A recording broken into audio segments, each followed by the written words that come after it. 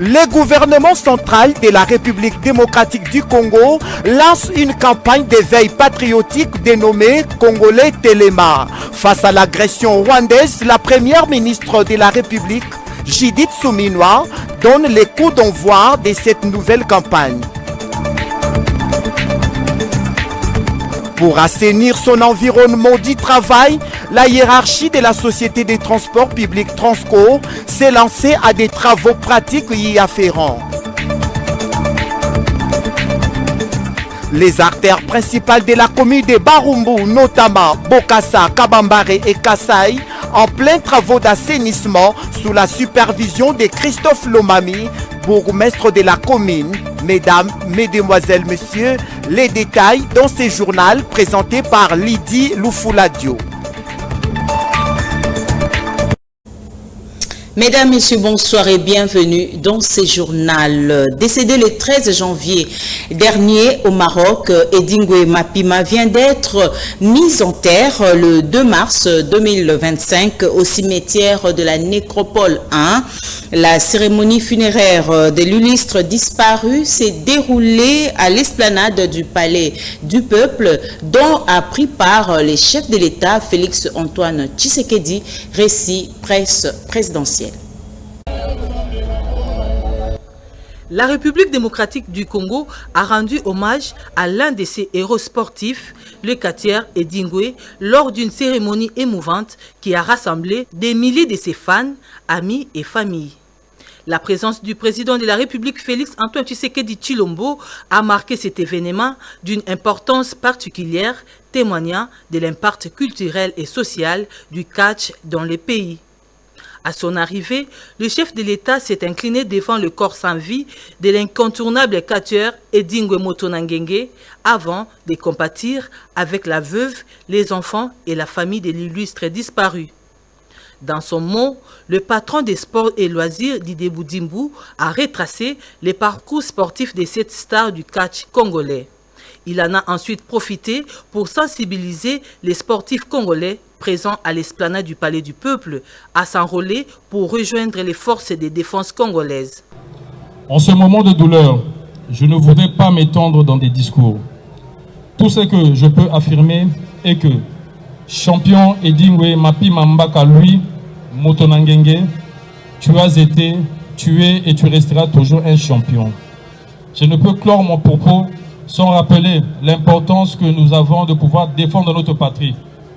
À tous les Congolais, surtout à tous les sportifs congolais, de pouvoir penser à intégrer l'armée, à rallier la patrie pour que nous puissions défendre nos terres. De son vrai nom, Mapima Mbaka lui, Edingwe a été l'une des figures les plus appréciées du catch congolais. Sa carrière, qui a débuté dans les années 70, a été jalonnée de succès et d'exploits qui l'ont propulsé au rang des superstars. Sa personnalité charismatique et son style unique sur les rings ont fait de lui un modèle pour de nombreux jeunes Congolais. Né à Kinshasa en 1952, Yaedi Motonangenge était une légende du catch de la République démocratique du Congo de renommée internationale.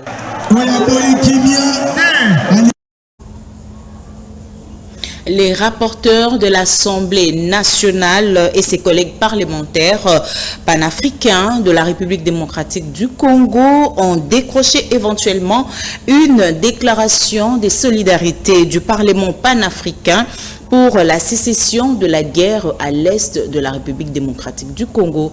Suivant ce reportage.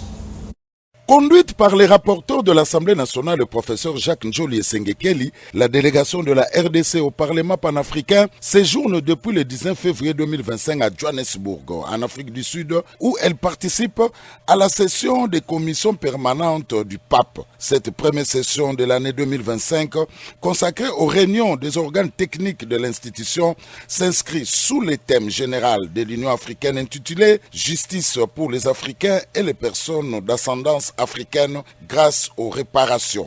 Elle intervient cependant dans un contexte sécuritaire préoccupant au sein de la région de Grand Lac où la République démocratique du Congo subit depuis 2022 l'agression et l'occupation rwandaise sous couvert de rebelles du M23 et ce au mépris des principes du droit international consacrés dans la Charte des Nations Unies et les textes fondateurs de l'Union africaine. Cette crise sécuritaire s'est davantage enlissée avec la récente chute des villes de Goma, Bukavu et d'autres territoires et a conduit à la kyrielle des réactions à l'échelle internationale suivies de la prise de sanctions américaines à l'encontre de certains responsables rwandais, de la suspension de l'aide britannique au Rwanda, de la résolution 2773 du Conseil de sécurité des Nations Unies condamnant fermement l'offensive menée par l'armée rwandaise et ses supplétifs postiches du M23, de la suspension des consultations de l'Union européenne en matière de défense avec le Rwanda et bien d'autres actions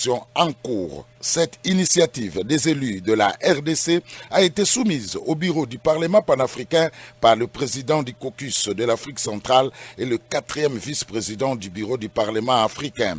En définitive, cette déclaration de solidarité de l'un des organes de l'Union africaine est un pas vers l'engagement du continent à œuvrer réellement pour la paix dans la région de Grand Lac. Elle est le résultat d'une diplomatie parlementaire agissante qui vient en appui des efforts gouvernementaux. Elle devrait être suivie de mesures concrètes de dissuasion à l'encontre du Rwanda dont les visées hégémoniques mettent en mal la paix. Poursuivant son itinérance des sensibilisations dans les grands Katanga, Sama Lukonde et la gouverneure Fifi Masuka ont sensibilisé la population du Lualaba contre l'agression rwandaise. Jules Boulembi, encore une fois de plus. Depuis son arrivée dans le Grand Katanga, le président du Sénat, l'honorable Jean-Michel Sama Lukonde, multiplie les appels à la cohésion et à l'unité de toute la population congolaise, avec un accent particulier sur les jeunes invités à renforcer les rangs des forces armées congolaises pour faire face à l'agression dont le pays est victime de la part du Rwanda et ses supplétifs du M23. À Kolwezi, chef-lieu de la province du Lualaba, ce 1er mars 2025, le président du Sénat, Jean-Michel Sama Lukonde, était accompagné du député national Serge Kondé et du DG de l'ARCP Miguel Cachal. Depuis l'aéroport, Sama Lukonde a eu droit à un accueil digne de son rang sous les ovations, acclamations et cris de joie que lui a réservé la population de Lualaba. Une foule innombrable qui a bravé les intempéries avait envahi tout l'espace extérieur à l'aéroport de Kolwezi. Sama Lukonde a communié avec cette marée humaine jusqu'à la sortie de l'aéroport de Kolwezi. Sama Lukonde s'est adressé à toutes les couches de la population de la province de Lualaba réunies dans la salle Dr Tendele au quartier Jolicite sur l'agression injuste sous le signe de pillage des ressources naturelles que subit la RDC. Un appel à la cohésion et à l'unité a été lancé à toute la population avec un accent particulier sur les jeunes car ils doivent se mobiliser pour renforcer les rangs de nos forces armées congolaises. Pour lui, l'unité, la cohésion et la mobilisation générale restent la réponse appropriée à cette agression. Face à cette agression, nous avons choisi de répondre par l'unité, la cohésion, mais surtout la mobilisation générale de notre jeunesse. Rappelons que c'est depuis le 26 février dernier que le président du Sénat a entamé son itinérance de sensibilisation dans le Grand Katanga. Il a commencé par Lubumbashi où il a expliqué à la notabilité et aux forces vives les véritables motivations de cette agression rwandaise. Le 28 février, il a tenu un meeting à Sakania dans la province du Haut-Katanga, encourageant les jeunes à s'enrôler dans les forces armées. Restons toujours dans ces chapitres pour vous dire que le président du Sénat, Sama Lukonde, a visité le centre de Nzilo où sont regroupés plus de 600 jeunes qui ont volontairement pris l'engagement de s'enrôler dans l'armée pour défendre le pays. Suivant ce reportage de Jules Boulembi Mantanga. Déterminé à sensibiliser et mobiliser les jeunes à intégrer l'armée congolaise pour défendre l'intégrité territoriale de la RDC, le président du Sénat, Jean-Michel Samalukonde, a rendu visite ce 2 mars 2025 aux jeunes nouvellement recrutés et regroupés pour la formation au camp Nzilo à 30 km du centre de Kolwezi. Il était accompagné du vice-gouverneur de Lualaba, des sénateurs, des députés nationaux et provinciaux, du DG de la RCP et autres notables de Lualaba pour encourager ces jeunes qui ont volontairement choisi d'intégrer le rang des forces armées congolaises. Porteur d'un message fort d'encouragement, le président du Sénat les a exhortés à plus de patriotisme et d'engagement pour barrer la route aux envahisseurs. Il les a félicités d'avoir répondu instantanément à l'appel du président de la République, Félix-Antoine Tshisekedi Tshilombo, car c'est la patrie ou le sacrifice suprême face à l'agression dont est victime la République démocratique du Congo. Le président du Sénat n'est pas venu main vide. En bon père de famille, il leur a apporté des dons en vivres et non-vivres. Les femmes et filles de militaires ont reçu de panne en ce début du mois de la femme. Quelques jeunes en formation se sont exprimés pour démontrer leur sens élevé d'engagement pour la défense de notre pays. À travers son message d'encouragement, Samalukonde a aussi lancé un appel à d'autres jeunes à suivre cet exemple pour une montée en puissance de l'armée congolaise. Ici, c'était d'abord de venir constater la matérialisation de l'appel à la mobilisation totale, surtout la mobilisation des jeunes de son Excellence Monsieur le Président de la République, Félix-Antoine Tshisekedi Tshilombo. Après avoir eu des échanges avec toutes les couches de la société ici dans le Lualaba, nous avions pris l'engagement de venir visiter ce centre de recrutement pour voir les jeunes, ceux qui déjà ont pris la décision de s'engager dans l'armée pour défendre la patrie. La première ministre Judith Suminwa a lancé récemment la campagne Téléma congolais, une campagne qui vise au renforcement du patrimoine congolais face à la guerre d'agression rwandaise. Elle a obtenu de la part des membres de son gouvernement une somme de 491 000 $ américains, signe de soutien pour l'agression rwandaise. Naomi Mbenza, rendue par Jacques Boussekota.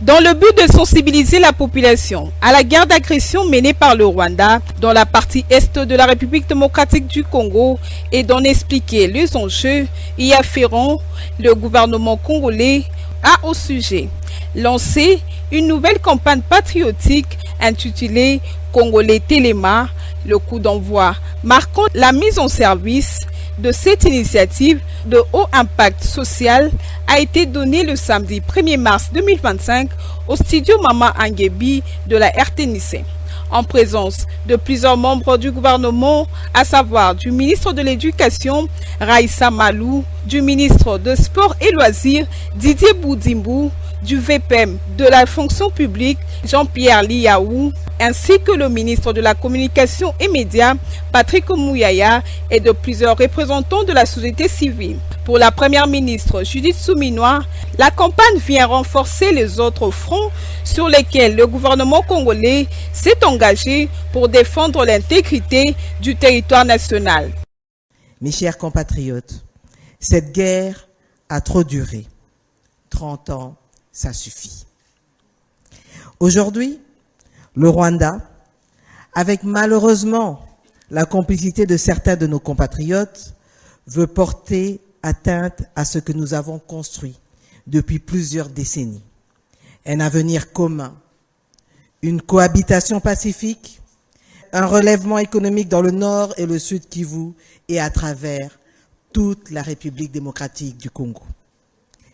Ils prennent pour compagnons de guerre la haine, la division et la manipulation des faits pour des fins de propagande, pour attiser des tensions au milieu de la population et nourrir leur projet de génocide des Congolais. Congolais Téléma, une initiative qui illustre la ferme volonté du gouvernement congolais, héritage d'une mémoire collective pour la restauration de l'intégrité du territoire national. Restons debout et unis face à cette agression, a martelé Judith Souminois, première ministre, lors de son passage à un culte écuménique dont les fidèles des diverses confessions religieuses ont pris part à ce culte qui s'est tenu à l'esplanade du Palais du Peuple. Jules Boulembi. La chef du gouvernement congolais, Judith Souminois, a pris part au culte écuménique célébré samedi 1er mars 2025 à l'esplanade du Palais du Peuple dans la commune de Lingwala à Kinshasa. Ces rassemblements a réuni les fidèles de diverses confessions religieuses unis dans une prière collective pour la paix et l'unité nationale face à l'agression rwandaise. L'un des moments forts de cette rencontre interreligieuse a été la prière de consécration de la République démocratique du Congo à l'Éternel, dirigée par la première ministre Judith Souminois Toulouka. Créateur des cieux et de la terre,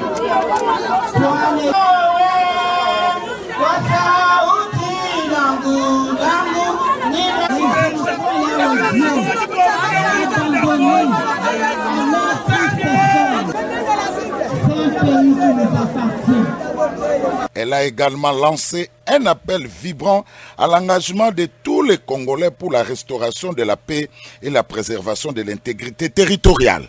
Prions pour que nos cœurs ne se remplissent ni de haine, ni de peur, mais d'espérance et de résilience. Mais la prière seule ne suffit pas. Dieu accompagne toujours les cœurs vaillants et les mains qui œuvrent pour la justice. C'est pourquoi j'appelle chaque Congolaise et chaque Congolais à se mobiliser, à s'engager pour la défense de notre patrie. Rappelons que la République démocratique du Congo fait face à des massacres, des pillages, des viols et toute forme de barbarie perpétrée par l'armée rwandaise avec la complicité des terroristes du M23, notamment dans sa partie Est. Le pays s'est pleinement engagé sur plusieurs fronts, y compris diplomatiques, pour amener la communauté internationale à prendre des mesures fermes et efficaces contre les envahisseurs rwandais. Le gouvernement congolais continue de plaider pour une réponse globale face à ces violations des droits humains et à cette agression qui met en péril la souveraineté et la stabilité de la RDC, mais aussi de toute la région. Au ministère de l'Intérieur, le vice-premier ministre, ministre de l'Intérieur, Jacquemain Chabani, a eu une séance de travail avec Emmanuel Ramazani Shadari du PPRD sur l'application de lois qui régissent les partis politiques, suivant ce reportage qui nous est proposé par Jonas Mutombo. Convoqué au ministère de l'Intérieur, Sécurité, Décentralisation et Affaires coutumières pour donner l'éclairage sur la dernière sortie médiatique du parti de l'opposition PPRD pendant cette période d'agression du Rwanda et ses supplétifs des M23 et AFC dont est victime la RDC, Ramazani Shadari, secrétaire permanent du PPRD, parti cher à Joseph Kabila, ancien président de la République et prédécesseur de Félix Antoine Tshisekedi Tshilombo, a eu du mal pendant son audition à justifier et éclairer l'autorité sur les activités clandestines dont a fait allusion son parti pendant cette période de guerre, et de même pour l'adhésion de certains membres du PPRD au M23. Au sortir de cette séance de travail, le secrétaire permanent du PPRD n'a su donner de manière claire la position du PPRD face à l'occupation de l'armée rwandaise dans le sol congolais dans sa partie Est. Nous avons été invités par le VPM intérieur. Les échanges étaient cordiaux. C'est-à-dire nous sommes un parti de l'opposition. Tout ce que nous donnons comme message, les ministres avec ses collaborateurs, ils nous ont demandé de voir ce que ça peut avoir comme effet au niveau de la population. Ce n'est pas ici où on me demande de venir dans une séance de travail que je dois répéter ce que j'ai dit. Tout ce que nous disons, vous les connaissez. Il ne faut pas nous poser des questions pièges, parce que nous sommes un parti de l'opposition. Notre position est bien connue. Très rigoureux, le vice-premier ministre de l'Intérieur, Sécurité, Décentralisation et Affaires coutumières, Jacquemain Chabani Loko, a appelé les PPRD à travers son secrétaire permanent sur l'application stricte des lois qui régissent les partis politiques. Cette séance de travail aura été un avertissement à tout dérapage. Ils étaient nombreux sur les grandes artères de la ville de Kinshasa. Les militaires de la garde républicaine ont démontré leur endurance le samedi 1er mars 2025 au vu et au su de tous les Kinois. Suivant ce reportage, encore une fois de plus, de Jules Boulembi Mansanga. 8000 militaires des différentes unités de la garde républicaine de garnison de Kinshasa ont participé ce samedi 1er mars 2025 à la marche d'endurance organisée dans les principales artères de la capitale congolaise. Cet exercice d'entraînement s'inscrit dans le cadre de l'évaluation des capacités opérationnelles de cette unité d'élite des forces armées de la RDC. Il constitue aussi un exercice physique de routine pour les unités combattantes. Regroupées depuis la matinée dans l'enceinte de la foire internationale de Kinshasa, ces unités se sont déployées sur 4 grands itinéraires pour aboutir à leur quartier général du camp Tchachi. La première colonne piétonne conduite par le commandant de la garde républicaine, le général-major Kabi Ephraim, est partie de la Fikine jusqu'au camp Tchachi, en empruntant le boulevard Lumumba, l'avenue de la Libération, le boulevard du 30 juin, ainsi que l'avenue des Écuries. La deuxième colonne, équipée d'engins motorisés légers, a traversé les quartiers des districts de la Tchangou, du mont Amba et de la Lukunga, tandis que des unités marines ont logé la côte du fleuve Congo. Pour les commandants de la garde républicaine, cette troisième marche d'endurance, après celle de 2024-2023, vise aussi à assurer la population de la ville de Kinshasa et celle de l'arrière-pays que leur armée, le FARDC, reste toujours prêt à défendre l'intégrité territoriale. À l'issue de cet exercice, le général-major Kabi Ephraim a tenu une parade au cours de laquelle il a rappelé la mission de la garde républicaine, à savoir sécuriser le président de la République, sa famille et ses hôtes, appuyer les unités de FARDC dans la défense de l'intégrité territoriale et appuyer la police nationale dans sa mission traditionnelle. Le commandant de la garde républicaine a insisté sur le respect de la discipline militaire et au respect des instructions de la hiérarchie. Aussi, il leur a rappelé de ne pas céder à l'intox des politiciens et des mensonges des réseaux sociaux. Enfin, le commandant de la garde républicaine a rappelé aux unités combattantes leur serment: ne jamais reculer devant l'ennemi au risque de trahir nos serments. Pour rendre son environnement propre, les agents et cadres de la société Transco ont procédé le samedi 1er mars à un grand assainissement qui était organisé par la hiérarchie de cette société de transport en commun, suivant ce reportage de Mario Ambongo rendu par Naomi Mbenza.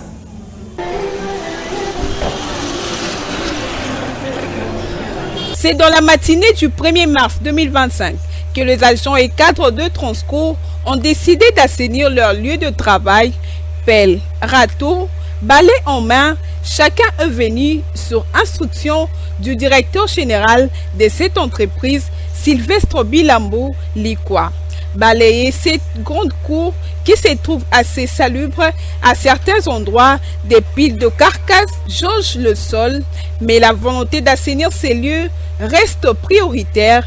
Présent à cet assainissement, le directeur général Sylvestre Bilambo et les deux au cadre de cette entreprise ont prêché d'exemple.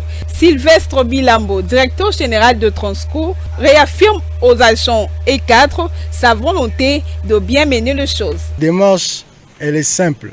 Nous sommes dans une ère nouvelle. C'est un nouveau départ pour Transco. C'est la renaissance de Transco. Elle commence par le changement de mentalité. Alors pour marquer cela, d'un temps fort, on devait d'abord commencer à rendre notre environnement sain.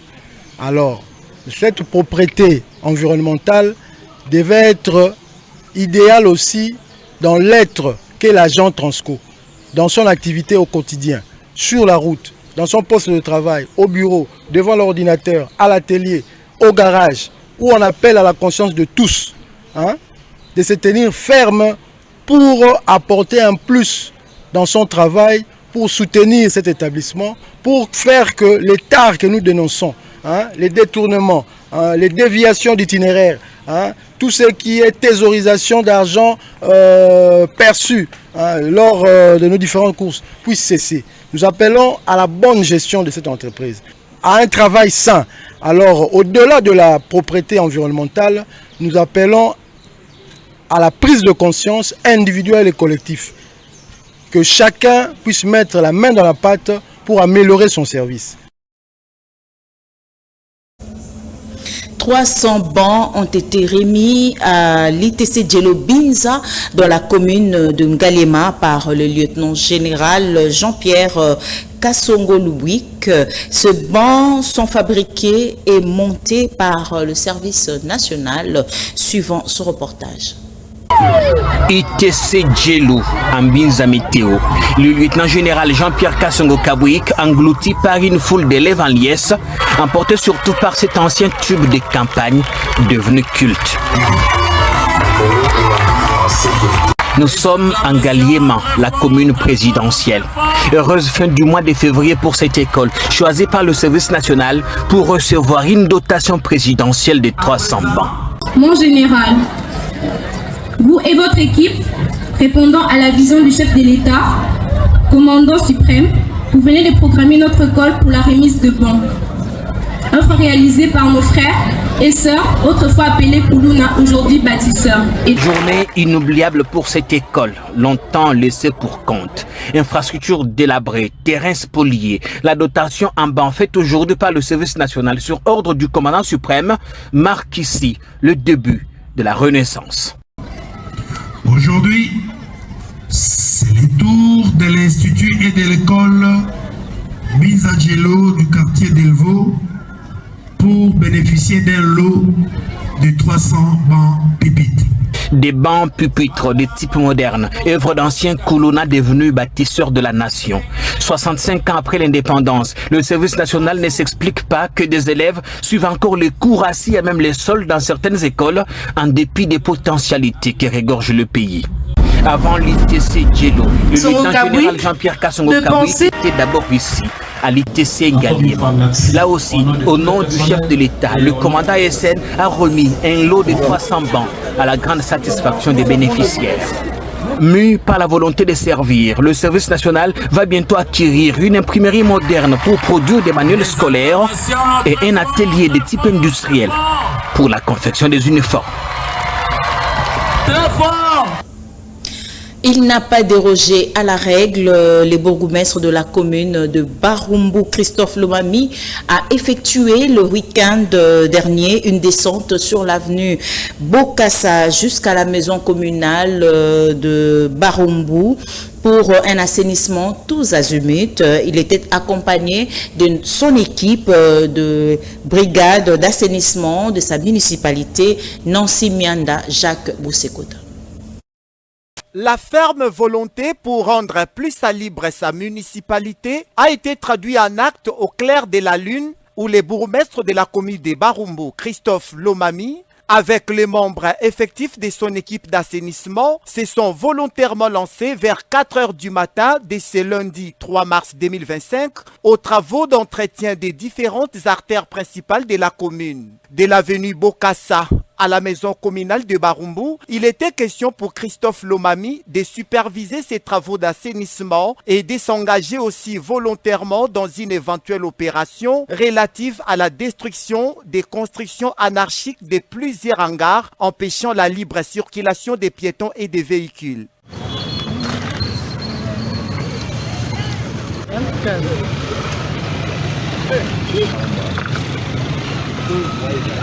Il s'est de signaler à propos que l'avenue Kassai et Kabambare, deux grandes artères principales de la commune de Barumbu, ont également fait l'objet de ces travaux d'assainissement. Parlons sport à présent, un autre mandat vient d'être octroyé au comité Désiré Bonifa Efongue qui avait obtenu 26 voix sur 27 votants lors des élections de Ligue de football de Kinshasa. Ce vote s'est déroulé le dimanche 2 mars 2025 au siège de la FECOFA. Suivant. Ça y est, Désiré Bonina Ifongue reste aux commandes du football dans la ville-province de Kinshasa pour les 4 prochaines saisons. Lui et l'ensemble de son comité ont à nouveau bénéficié de la confiance des sociétaires de la Ligue de football de Kinshasa au terme de l'Assemblée générale et élective tenue le dimanche 2 mars 2025 ici dans la salle de conférence de la FECOFA en présence de Michi Enyeka, président de la commission électorale de la FECOFA. En toute indépendance, transparence et liberté, les électeurs ont reconduit la liste Bonina avec 26 voix sur les 27 votants. Une démonstration de force donc qui oblige le président réélu à remercier ses sociétaires. Je prends la parole au nom des membres qui composent ma liste. Cette liste que vous venez de voter très majoritairement, et je vous en remercie parce que vous venez encore une fois de nous accorder votre confiance pour une durée de 4 ans. Le comité exécutif devant vous ici ne va pas inventer la roue. Vous connaissez vous-même les missions assignées aux ligues provinciales. Les ligues provinciales sont le prolongement de la fédération au niveau des provinces et ces missions sont connues. C'est le développement du football au niveau de la province. Premier défi, développer le sport roi dans la capitale Kinshasa en faisant en sorte que 20 clubs de Saint-Pé, Renaissance du Congo, Rangers et autres reviennent aussi dans les championnats de l'EPFKIN. Nous venons d'être élus. Nous attendons que le comité de la FECOFA soit élu pour que nous puissions voir ensemble avec les collègues présidents des ligues de province, nous puissions faire pression au niveau du comité exécutif de la FECOFA pour que les systèmes d'organisation du championnat de la foot soient revus. Non seulement le championnat de la foot, mais aussi le système d'organisation de la Coupe du Congo. Que ces deux compétitions, leur système d'organisation soit revu. Parce qu'au niveau des provinces, le football est mort. N'ayons pas honte de le dire. Nous devons l'avouer. Et moi, je l'avoue, je le dis clairement ici. Nous allons tout faire pour que l'ambiance revienne dans les provinces. Eh bien, mesdames, messieurs, c'en est fini. Mais avant de nous quitter, les rappels de titres.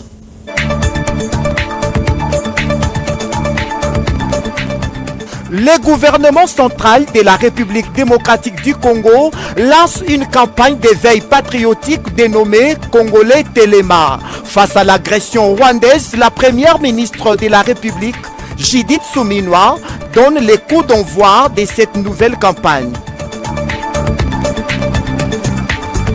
Pour assainir son environnement du travail, la hiérarchie de la société des transports publics Transco s'est lancée à des travaux pratiques y afférents. Les artères principales de la commune de Barumbu, notamment Bokassa, Kabambare et Kassai, en plein travaux d'assainissement sous la supervision de Christophe Lomami, bourgmestre de la commune. Mesdames, Messieurs, merci pour votre attention. Je vous retrouve le lundi. Bonne soirée chez vous et au revoir.